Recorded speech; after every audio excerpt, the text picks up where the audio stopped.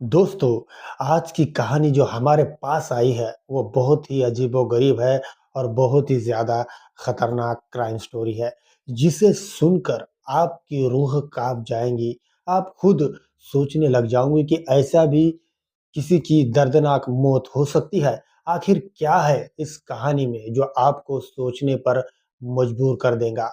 तो दोस्तों, अपना दिल थाम कर बैठिए क्योंकि ये कहानी आपके रोंगटे खड़े करने वाली है। तो मेरे प्यारे भाई लोग, ये स्टोरी सुनाने से पहले आपसे मेरी एक ही रिक्वेस्ट है कि प्लीज़ इस वीडियो को लाइक और मेरे इस चैनल को सब्सक्राइब ज़रूर कर लें, ताकि इस तरह की कहानी सबसे पहले आप तक पहुंच सके। दोस्तों, ये कहानी शुरू होती है तेलंगाना के एक छोटे से गांव से, जहां पर रेशमा नाम की एक 20 साल की लड़की होती है। उस समय रेशमा 12वीं में होती है। उसी बीच रेशमा एक लड़के से प्यार कर बैठती है। रेशमा को दो बड़े भाई थे और रेशमा घर में सबसे छोटी होती है। रेशमा जिससे प्यार करती है वो भी उसी गांव का होता है। उसका नाम अनिल होता है। वैसे अनिल भी रेशमा से प्यार करता था, मगर रेशमा अपने परिवार वालों से बहुत ही ज्यादा डर जाती है, क्योंकि उसे पता था कि उसके घर वाले उसकी शादी किसी गैर जाति वाले के साथ बिल्कुल भी नहीं कर सकते थे। इसीलिए रेशमा और अनिल एक प्लान बनाते हैं भागने का, और ठीक 9 फरवरी 2001 में वो दोनों रात के ठीक 2 बजे अपने गांव से भागकर हैदराबाद आते हैं और वहीं पर वो दोनों शादी कर लेते हैं। वैसे तो अनिल कंस्ट्रक्शन का पहले अपने गांव में काम करता था। उसके अलावा उसे सिर्फ वही काम आता था। फिर वहीं पर ही एक कंस्ट्रक्शन साइट पर अनिल काम पर जाने लगा था और रेशमा घर की जिम्मेदारी संभालने लगी थी। फिर उसके बाद दोनों का रिश्ता अच्छे से चलने लगा था और उसी बीच रेशमा ने 2 बच्चों को जन्म दिया। उसमें एक बेटा और एक बेटी थी। कुछ सालों तक दोनों का रिश्ता अच्छे से चला, मगर फिर दोनों में झगड़े होने लगे थे। रेशमा का ये कहना था कि अनिल से कि वो भी काम करना चाहती है, क्योंकि अनिल जो कमाई कर रहा था उसमें उनका घर चलना भी मुश्किल हो रहा था। मगर अनिल को रेशमा का बाहर काम करना उसे बिल्कुल भी पसंद नहीं था। इस वजह से उन दोनों में हर रोज झगड़े होने लगे। इधर गांव में रेशमा के माता पिता और उसके 2 बड़े भाई रेशमा से अपना रिश्ता तोड़ चुके थे। दोस्तों, रेशमा को अपने घर से भागे हुए 2 साल पूरे हो चुके थे, मगर इन 2 सालों में कभी भी रेशमा के परिवार वालों ने रेशमा के बारे में कोई भी पूछताछ नहीं की और ना ही उसे ढूंढने की कोशिश की। दोस्तों, इसी बीच रेशमा और अनिल में लगातार झगड़े हो ही रहे थे। दोस्तों, फिर आता है साल 2003 का।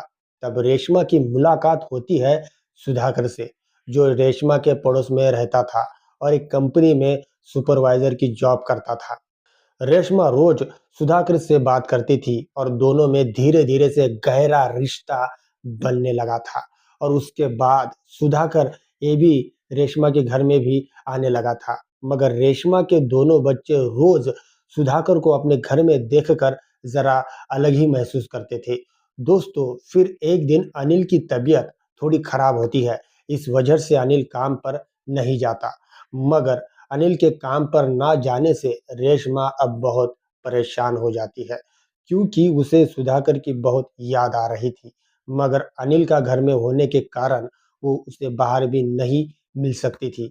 मगर ठीक दोपहर के 1:30 बजे जब रेशमा बाथरूम के लिए जाती है, तब अनिल का लड़का जो 2 साल का था, वो अपनी तोतली भाषा में बोलता है कि हमारे घर पर रोज एक अंकल आते हैं और फिर मम्मी उससे बातें करती है। तो दोस्तों, वो लड़का जब ये बोलता है तो अनिल का दिमाग सरक जाता है और फिर अनिल अच्छी तरह से रेशमा की तकरीबन 4 घंटों तक उसकी अच्छे से खातिरदारी करता है। फिर भी रेशमा सुधाकर से मिलना और उससे बात करना नहीं छोड़ती। फिर दोस्तों, 2004 में रेशमा सुधाकर के साथ भाग जाती है। रेशमा अपने 2 बच्चों की परवाह भी नहीं करती कि उनका उसके बाद क्या होगा। लेकिन दोस्तों, जब यह खबर रेशमा के परिवार वालों को पता लगती है, तो रेशमा के इस हरकत से और उसके परिवार वाले और ज़्यादा परेशान हो जाते हैं। अब रेशमा को सुधाकर के साथ भागे हुए अब पूरे 15 साल हो गए थे। अब रेशमा कहाँ थी और किस हाल में थी, किसी को कुछ पता नहीं था। ना ही रेशमा के घर वाले उसके बारे में जानने की कोशिश कर रहे थे और ना ही अनिल ने भी कभी उसे ढूंढने की कोशिश की। और दोस्तों, अब 4 जनवरी 2019 को एक अननोन लेटर पुलिस स्टेशन में आता है, जिसे पढ़कर पुलिस वाले भी हैरान हो जाते हैं। दोस्तों, आखिर उस लेटर में ऐसा क्या था, और एक इम्पोर्टेंट बात कि उस लेटर को पुलिस स्टेशन में आखिर कौन लेकर आया था, और दोस्तों इस लेटर का रेशमा से क्या कनेक्शन था। चलिए दोस्तों, इसे डिटेल में समझते हैं। दोस्तों, दोपहर के ठीक 2:45 पर पुलिस स्टेशन में एक अननोन लेटर मिलता है और उसमें लिखा था, आज से करीब 19 साल पहले रेशमा नाम के महिला की इन 3 लोगों ने बहुत ही दर्दनाक तरीके से हत्या की थी, और ये चारों हैदराबाद के रहने वाले हैं और उनके नाम है सुशील, राघव और मुन्ना।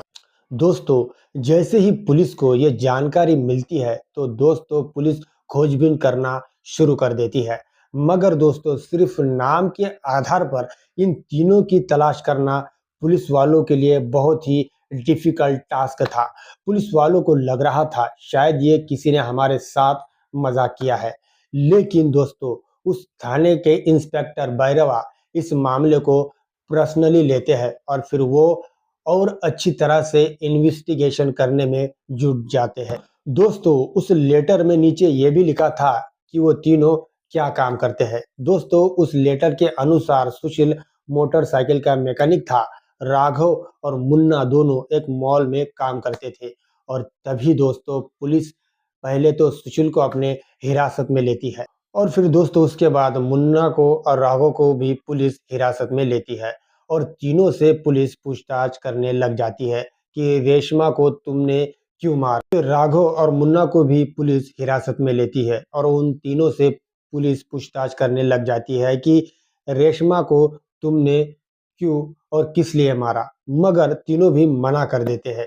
लेकिन पुलिस उन तीनों के जवाब से सेटिस्फाइड नहीं थी, और तभी पुलिस उनके बैकग्राउंड के बारे में जानने की कोशिश करती है। क्या उनका कोई भी क्रिमिनल बैकग्राउंड है?